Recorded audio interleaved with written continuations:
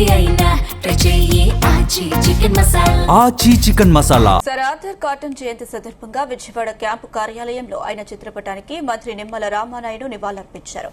ఆంగ్లేయుడైన cotton ముందు చూపుతో ధవళేశ్వరం కృష్ణా బ్యారేజ్లతో పాటు ఉభయ గోదావరి కృష్ణా జిల్లాల్లో కాలువ నిర్మాణాలు చేపట్టి మహానుభావుడని మంత్రి ప్రశంసించారు.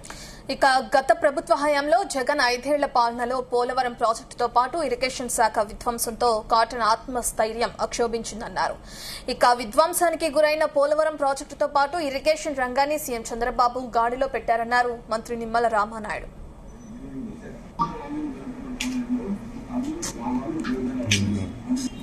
సరార్థన్ కాటన్ జయంతిని ఈరోజు మన ఇరిగేషన్ క్యాంపు కార్యాలయంలో ఘనంగా నిర్వహించుకోవడం చాలా సంతోషం. ఎందుకంటే మనందరికీ తెలుసు, ఈరోజు గోదావరి జిల్లాలు పచ్చగా ఉండి 2 పూట్ల అన్నం తినగలుగుతున్నామని అంటే అది కాటన్ మహాశయుడు యొక్క పుణ్యం.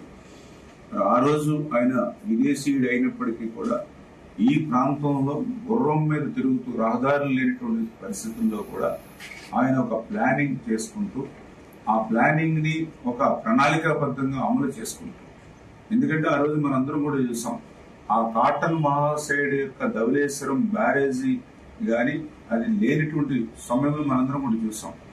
ఆ రోజు ఏ విధమైనటువంటి ఆహారం లేనటువంటి స్థితిలో దుంపలు, అలగదుంపలు, తాటికాయలు, తేగలు, ఒక్కొక్కసారి ఇవి కూడా లభ్యం కాకపోతే బంక మట్టిలో పెరుగు కలుపుకుని తిన్నటువంటి రోజులు కూడా ఉన్నాయని పూర్వీకులు చెప్పినటువంటి పరిస్థితి. అటువంటి స్థితి నుంచి గోదావరి జిల్లాలను ఈవేళ పచ్చగా మారినాయి అని అంటే అది కాటన్ మహాశయుడు యొక్క పుణ్యం.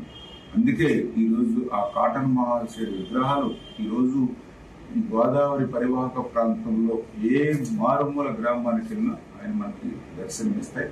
అటువంటి కాటన్ మహాశయుడు యొక్క ఆశయాలకు అనుగుణంగా ఈరోజు తెలుగుదేశం, జనసేన, బీజేపీ కూటమి ప్రభుత్వం కూడా పనిచేస్తూ ఉంది.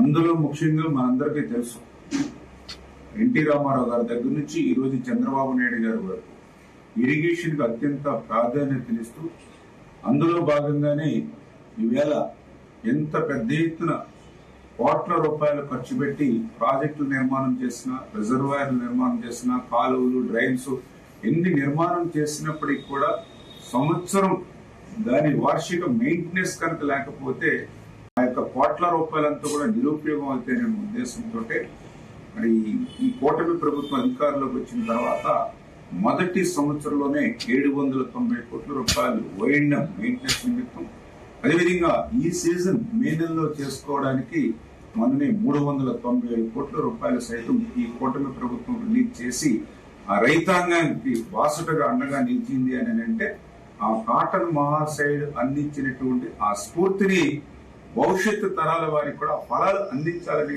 ఆలోచనతో ఈ ప్రభుత్వం పనిచేయడం. ఎందుకంటే మనం చూసాం, గత 5 సంవత్సరాల వైసీపీ పాలనలో 5 సంవత్సరాలు ఎక్కడ కూడా ఏ డ్రైన్ లో గాని ఏ కెనాల్లో గాని ఒక తట్ట మట్టి సిల్ట్ తీసినటువంటి పరిస్థితి లేదు.